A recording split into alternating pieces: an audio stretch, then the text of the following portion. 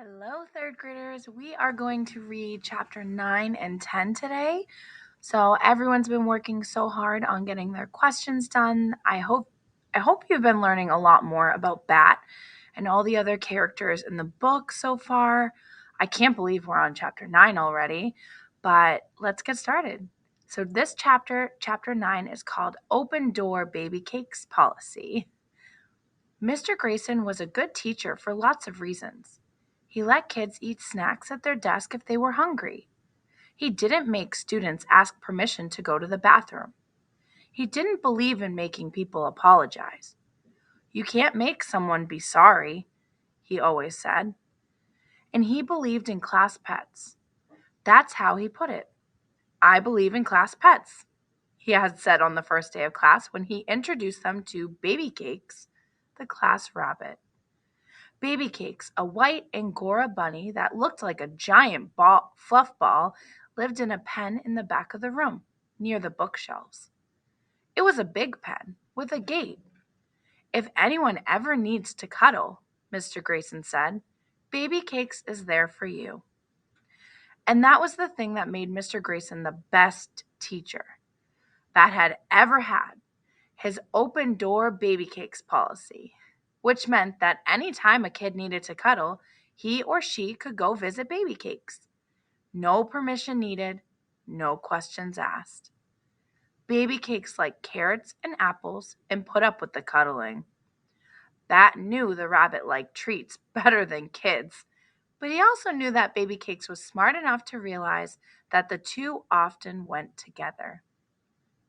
So I bet if you had Babycakes in your classroom, in order to get some cuddles and make Babycakes like you, you'd probably give the rabbit some treats. So eventually, what Bat is saying, Babycakes noticed, if I give these kids some cuddles and I'm really nice to them, I'm probably going to get a treat out of it. So I'll put up with cuddling. I'll just take it because I know I'm going to get a carrot or an apple at the end, and it's worth it. So that's a really good connection Bat was able to make. The thing about Mr. Grayson's open door Babycakes policy was that none of the kids wanted to ruin it by overusing it. Bat was Babycakes' most frequent visitor. Israel visited the second most often, and then probably Jenny was third. A couple of months ago, Israel had given Bat a drawing he'd done of Babycakes. It was pretty good. Bat usually tried to visit Babycakes during recess or lunch, when a visit wouldn't mean leaving group time. But today, he didn't think he could wait until recess. Maybe because he missed the baby skunk so much. When Mr. Grayson had everyone pull out the money game, Payday, that they played on Fridays, Bat slipped away from his table and headed to the back of the room. Today, Babycakes wasn't sleeping. She was just sitting in her favorite spot, on top of the plastic hutch where she slept. She looked like white cotton candy. Bat sat close to Babycakes and put his hand on her back, just to let her know he was there. He didn't want to startle her. Break into groups of 4, Mr. Grayson said. Choose a banker and pay everyone $200. For a moment, Bat thought maybe Mr. Grayson was going to let him skip the game and just hang out with Babycakes. But then he said, Bat, 5 minutes. Bat didn't want to play Payday. He didn't want to join the class in 5 minutes.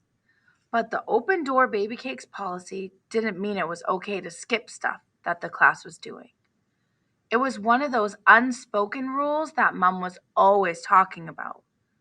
Those things that people are supposed to know without having to be told. Bat hated unspoken rules, but he loved the open door Babycakes policy. So when 5 minutes later, Mr. Grayson said, Okay, Bat, time's up. Bat reluctantly scooted Babycakes off his lap where he had set her and rejoined the class. The games were all arranged. Jenny Pearson had dealt out $200 for Bat. Luca, Bat saw, had returned from the bathroom with red-rimmed eyes. She was in a different group. "Ready?" Jenny asked. "I guess," said Bat, and he sat in the empty seat between Jenny and Raymond. Across from him, Corey rolled the dice. Bat sighed. It was going to be a long day. Okay, chapter 10. A very long day. Bat was right. It was a long day. The rain that had been threatening came, and after they ate lunch, the students pulled on rain gear to splash in the puddles. Wow, that's very different than our school day, but that's awesome that he gets to do that. But Bat didn't like to get wet. He didn't like it at all. It made his clothes feel sticky and itchy and uncomfortable. Mr. Grayson knew that Bat didn't like to get wet. So even though the Saw Wet school philosophy said that students should go outside rain or shine or snow, he asked Bat, "Would you like to spend recess helping me clean Babycakes' enclosure?" "Yes," said Bat. Mr. Grayson got a trash bag, and Bat scooped the old straw into it. Then they laid out a fresh batch of straw. It smelled like summertime and sunshine. Babycakes hopped over to the straw and sniffed it. "She looks happy," Mr. Grayson said. "She looks exactly the same as she always does," Bat answered. Mr. Grayson laughed. Grown-ups were always laughing at things that Bat didn't think were funny, but it didn't bother Bat very much when Mr. Grayson did it. Julio, a fourth grader who everyone said was a natural athlete, came into the classroom. "Mr. Grayson," he said, "Principal Martinez wants to know if you're still going to teach yoga." Sure, Mr. Grayson said. "Tell her I'm all ready to start." Then he said, "Julio, I think you've grown a foot since the last time I saw you." Julio shrugged. "Not that much," he said, "but I've grown an inch since winter break." "I'm not surprised," Mr. Grayson said. "That was 3 months ago." Bat thought about time as he followed Mr. Grayson to the yoga room and as he sat on his mat in the butterfly pose. 3 months, he guessed, could be a little bit of time or a really long time, depending on who you are. For instance, a monarch butterfly born in the summer lives only about 6 weeks, so 4 months would feel like forever. But a monarch butterfly born in the winter might live for 8 months, so 4 months would be just half its life. And if you were a boy with a skunk kit that you were only allowed to keep for 1 month, time was sure to pass much, much too quickly. Bat considered telling Mr. Grayson about the life cycle of the monarch butterfly, but the teacher was busy unlacing his orange high tops and getting ready to lead the group in yoga. He decided he would talk about monarch butterflies with Mr. Grayson later.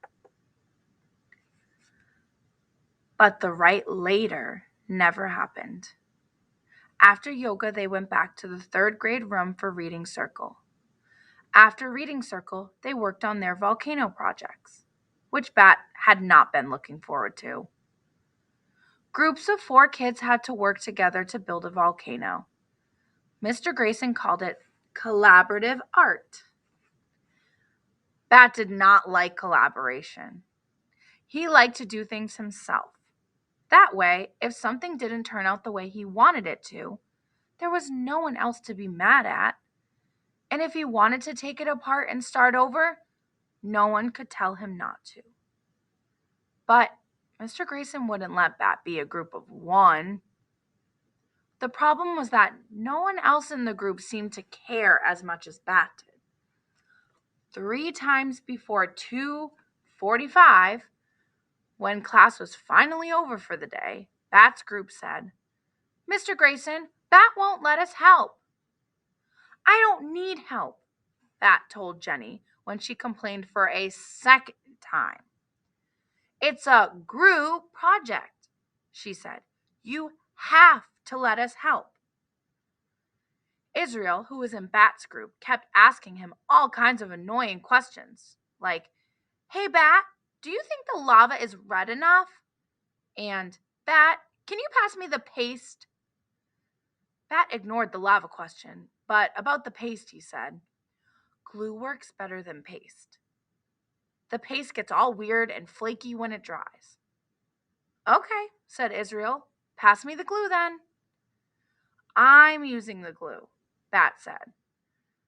Things would go much more smoothly, Bat thought, if the other kids would stop asking questions and interfering and just let him go on with the job.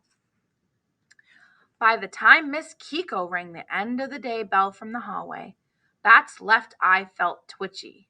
Have you ever felt a time like that where you're just like so annoyed or frustrated that your like eye is twitching or your head is hurting and you're just like, I just can't do this anymore. I just need a break. Because that seems to be how Bat is feeling right now. His eye is twitching, so I think he needs a break. All he wanted to do was climb into Mom's car and go home to his own room. But when he walked outside, he didn't see Mom's burgundy station wagon. Instead, he saw Dad's yellow sports car, and he remembered with a heavy sigh that today was an every other Friday, and he wouldn't get to see his own room or the baby kit for 3 long days. If Bat were a mayfly, he wouldn't even live that long. Oh, poor Bat. He had a very long day, and I know we can all relate. I'm sure we have had some very long days, especially leading up to winter break. So I'm sure you can relate to how Bat is feeling, or even just a time where you were super excited for something and you were looking forward to it all day, and then something changed, a plan changed, maybe you weren't able to do it, or something switched, you had to wait another day. It's a feeling of defeat and feeling let down. So I think we can understand how Bat's feeling. But thank you guys so much for listening. Please take your time on your questions and remember to write and complete sentences. Okay, your teachers are looking around and watching your work, so you want to do your best 3rd grade work. See you next time.